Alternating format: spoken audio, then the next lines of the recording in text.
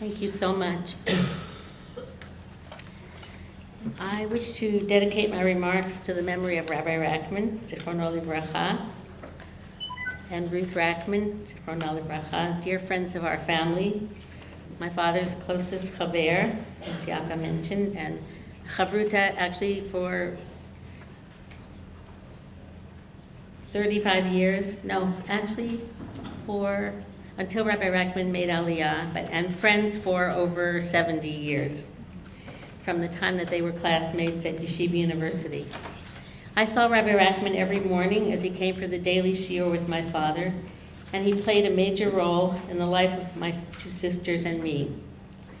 When he moved to Israel, we visited him often here, and the association today with the Rackman Center is very meaningful to me. Way before feminism was a cause and Jewish feminism was a word, way before, Rabbi Rackman was writing about the Aguna. He stood out there all alone, but he wasn't intimidated. And I remember you mentioned his 90th birthday. I remember that event well. I also want to dedicate my remarks to the memory of Belda Lindenbaum, a very dear and cherished friend, a comrade in arms in the feminist cause, along with Nikki Katz of Jofa. Belda was 76 when she died, and she's being mourned around the world as her huge friendship circle and community recall the institutions that she built, the women's Torah learning that she enabled, and the individuals that she influenced. There are many people here today who knew and loved Belda, and all share in the celebration of her amazing life and in the sadness of her passing. Tehei Zichra Baruch.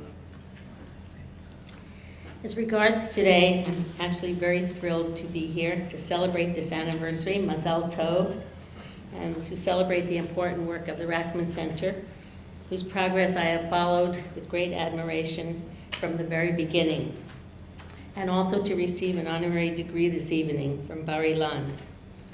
I won't be speaking again, so this is my opportunity to say thank you to the center and to Bar-Ilan and to all those who have made this day possible, particularly President Daniel Hershkovitz, Dr. Yafa Zilberschatz, and Shachar Lifshitz, with whom I worked on the conference last year, and Dr. Miriam Faust, and to Ruth Halpern, Ruthie, who has so ably headed the center and who's been a friend and colleague for many years.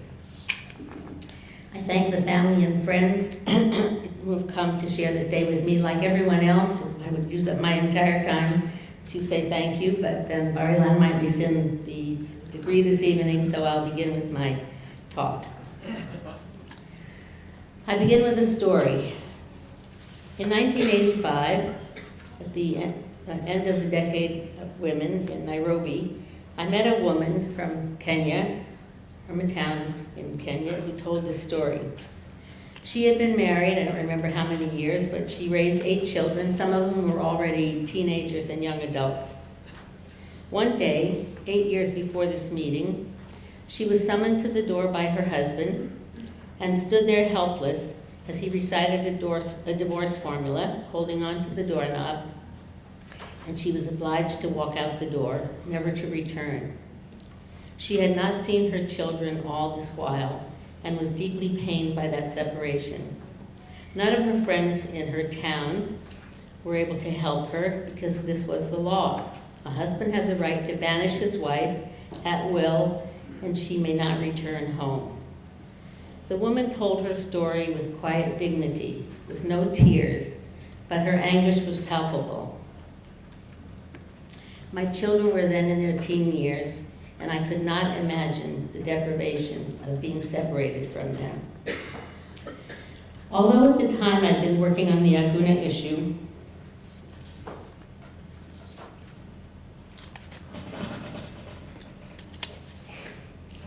for many years, I made no connection between the Kenyan woman's situation and Jewish divorce law. Her case was about a divorce law in a primitive society, primitive tribal society, a man wanting to throw his woman out the door.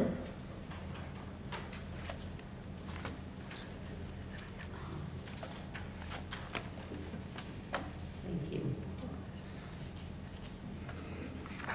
And totally eliminate her from his life and his children's lives. And our problem was that a woman would have welcomed being pushed out the door, but was instead locked inside of it. I thought about her and her teenagers for some time, and then I promptly forgot about her. So totally did I miss the connection that it took 25 years until I understood it. In the year 2010, I was working on a chapter for an interfaith anthology, and my paper was about human rights in Judaism, with a focus on biblical law and narrative. Human rights as a category does not appear anywhere not as a phrase, not as a concept in Judaism, but human rights are all over the Torah. And they are presented as human responsibilities to God as well as to humanity. I took great pride in explaining the magnificent human rights in the Torah. And most of them are, if you walk the walls of the center, of the law center, you will see them emblazoned on the wall. It's quite thrilling. But I also had to be candid about laws that I put in the shortfall category, including the law of divorce, rape, and the captive wife. Now, why did I arrive at that conclusion about divorce law? After all, this law also prevented the abomination of wife swapping. I did so because I had been under the influence of 30 years of Aguna work. Because this law, with its explicit practical instruction of katav la sefer kritut, and he shall write her a bill of divorcement, had been bridged to the concept of absolute right of the husband that the rabbis had developed throughout the centuries, and that willy-nilly became the source of all igun. Now, I must say that the concept of absolute right of the husband was not created out of whole cloth by the rabbis.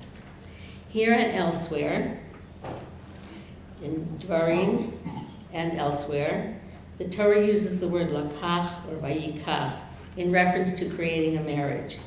And the rabbis learned from it, just as he took her in marriage, i.e. constructed the marriage, so he is the one to release her, deconstruct the marriage.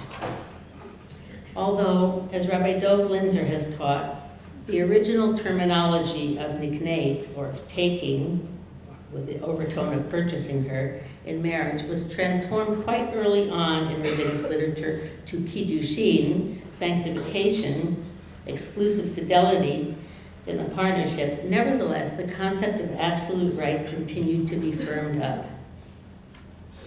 And the writing of the Sefer Kritut, which was the methodology, a writing that is essential to the situation in Dvarim in which a man divorces a woman, became the tangible methodology to express the rabbinic concept of absolute right. Only he could write the divorce. It could not be written against his will. That is how one law in the Torah that refers to divorce became the offending source of igun. Certainly so in the eyes of Aguna activists. It hardly mattered that the two were so different, that the law referred to, in Devarim, referred to the situation of a man wanting to end the marriage, while igun grew out of the opposite situation, the woman wanting to end the marriage. For want of any other reference in the Torah to divorce, the basic practical tool of katavla from situation 1 was applied to situation 2 and could easily play, as it did, into the hands of an unscrupulous man empowered with his uncontested right to end or not end the marriage. So I continued to wonder why this law in Devarim was placed in contiguity with the great, magnificent human rights laws of the Torah. And as I thought about it, in the year 2010, the image of the Kenyan woman suddenly resurfaced. Of course this was a human rights law. It embodied divine intention to protect a vulnerable woman from being banished from her home without recourse. The law was checking the absolute right of a husband to treat his wife as chattel, to discard her at whim. At the very least, she had to go out with dignity, with official status, with a document that accorded her some rights and protections. She could not be divorced and traded to another man and taken back like a piece of property. Indeed, considering the great vulnerability of wives, a vulnerability that has persisted all throughout history, to Kenya 1985 and to today in many parts of the world, Jewish divorce law was an exquisite statement of the human rights of women.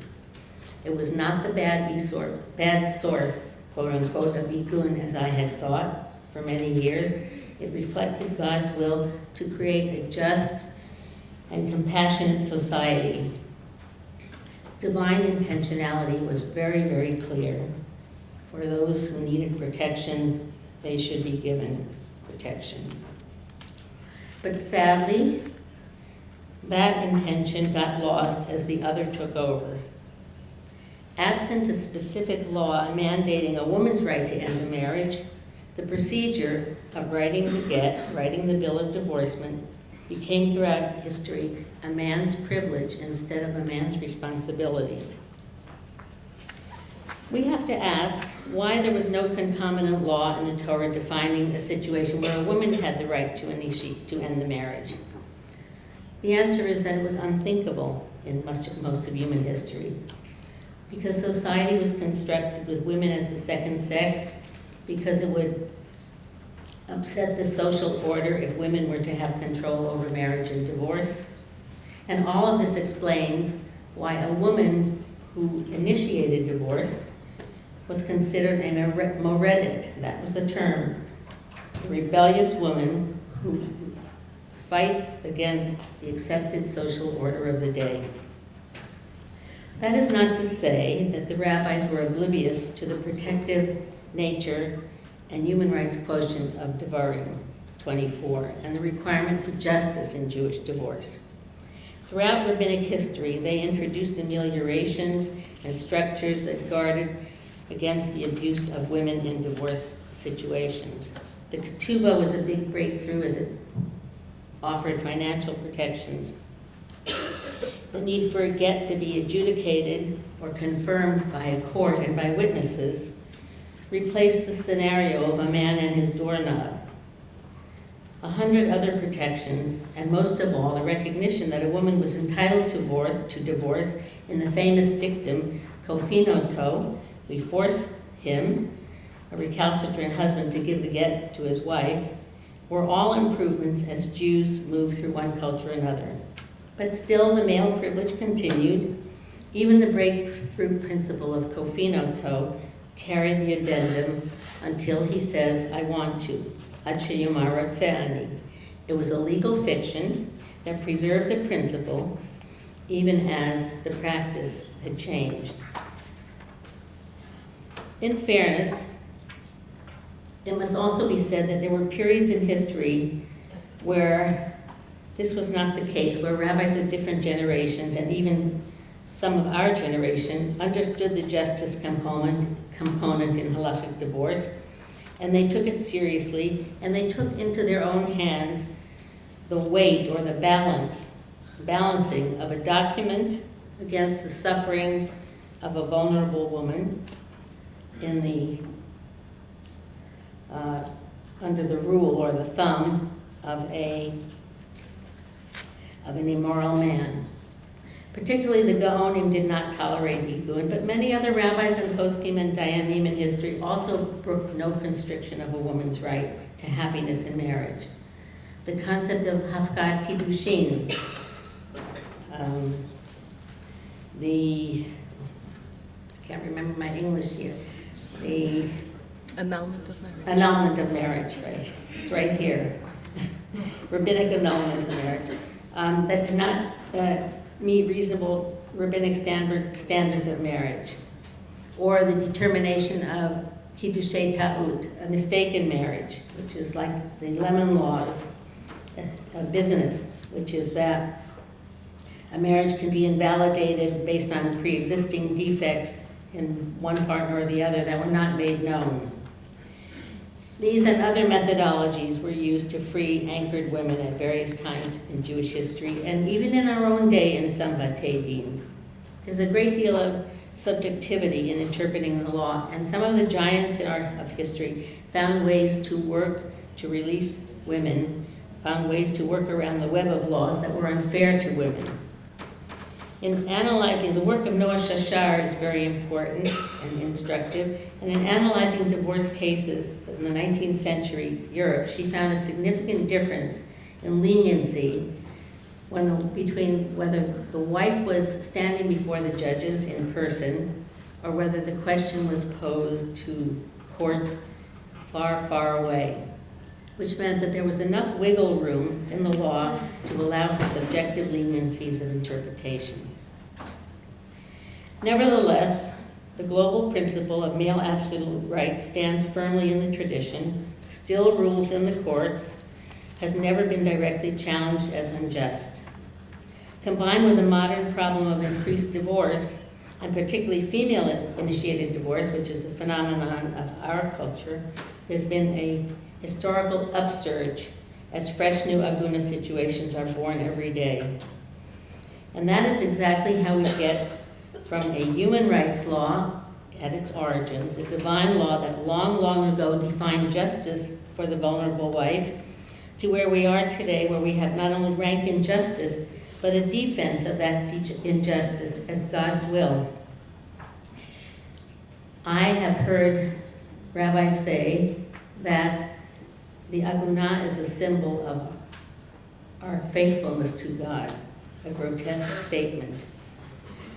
But this is how we got from Kofino, we force him, to Kotso Shel Yud, which is the famous story where because of the little jiggle on the top of the letter Yud, the get was invalidated and a woman could not be released. And this is how we get to this situation that Ruth Kedari has studied, that 1 out of every 3 women in the rabbinic courts is threatened with igun, and 1 out of every 2 women in the religious courts is so threatened because of the absolute right of the husband when it comes to sefer kritut. Only he can write it. And saddest of all, there was no statement of injustice of the principle of absolute right. Only the squirming inside of the box to try to resolve the violation of this or that particular woman's agony, imprisonment, agony and imprisonment in marriage or indignity. Or only a self-pat on the back when the judges reduce the amount of extortion, or remand a husband to jail while his wife still waits outside for her freedom. Or only the wringing of the hands by those who hold the interpretive keys when a man bent on spite disappears beyond the reach of the law. Looking at it from outside the box, it appears that Halakha trumps God's justice, a real, genuine pity in a system that is so centered on justice.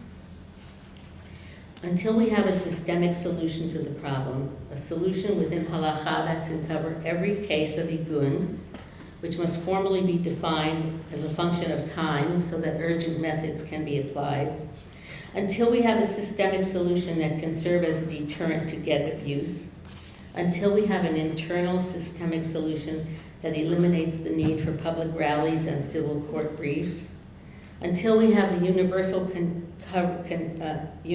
conditional marriage or mandatory and universal coverage with prenuptial or postnuptial agreements, we will continue to have this rank injustice in our midst, despite the fact that we think we are making progress.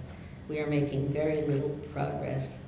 Aguna lawyers are still kept busy. Aguna aid organizations have full dockets. High-profile Aguna cases are splashed on the front pages of the world press to serve as examples of Chilul Hashem and more. As you can see, while I believe that the current attempts, such as rallies, prenups, etc., are of value, they do not answer the long-term question for at least 50 years.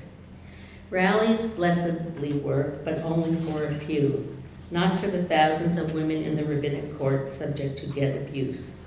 Prenups are a great new invention, but they fall, great new prevention, but they're far from being mandatory. They're not used by the Haredi world, which will find it harder and harder to rely on force in a democratic society. And the great numbers of Jewish marriages that are not covered by them, that have been in existence and will continue to be in existence for the next 50 years. So these ameliorations or symbols of progress should be viewed as meritorious, but only as a small stopgap and not a global systemic solution. Where do we go from here to restore divorce law to the justice that was surely the divine intention? Number one is for our rabbis, including the establishment leadership, to openly declare that all cases of igun, by which I mean get denial, are cases of injustice and violate the Torah's standard of lasot tzedek u'mishpat, and that all recalcitrant husbands are nothing more, who withhold the get, are nothing more than extortionists, evildoers interested in perpetuating injustice. I think this would be the first major step in shifting the paradigm. But I'm not naive, and I have no illusions as to this ever happening, so we must go to step two. The civil courts should prosecute those who deny a get as extortionists and blackmailers. Nothing to do with coercing them to give a get, though if that will be the outcome, I have no quarrel. But I have no illusion that this will happen in my lifetime either, given the influence and control of the rabbinate over civil intervention, and given hands-off the religious matters in diaspora democracies. We have the RICO laws in the United States, in which a person could be prosecuted for extortion and bribery, but we can't use it because the courts say separation of church and state. I want to close with a third example that I'm familiar with, an institution that I think holds much promise and about which I carry great optimism, and that is the International Beit Din that was created some 10 months ago and is headed by an esteemed Talmid Chacham, Rabbi Simcha Kraus, who is the Av Beit Din. I should say a great and daring Talmid Chacham, who along with his Dayanim has, quote, declared war on igun. Have you heard a rabbi in all of Jewish history, a Dayan, say, I'm prepared to declare war on igun? I don't think so.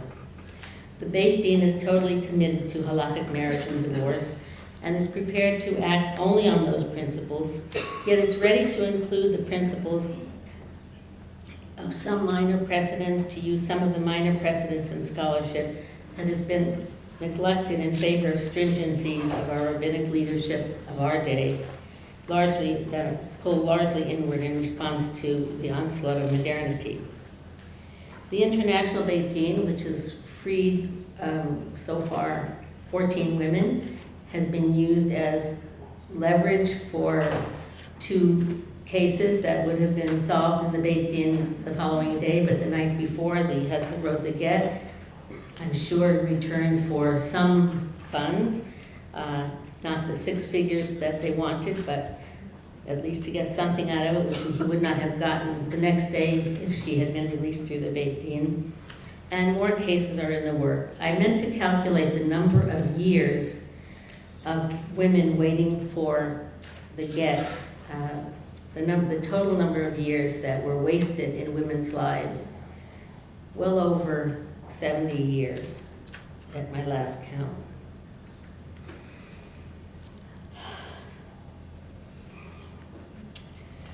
The International Beit Din takes up each case with an agenda to release an Aguna.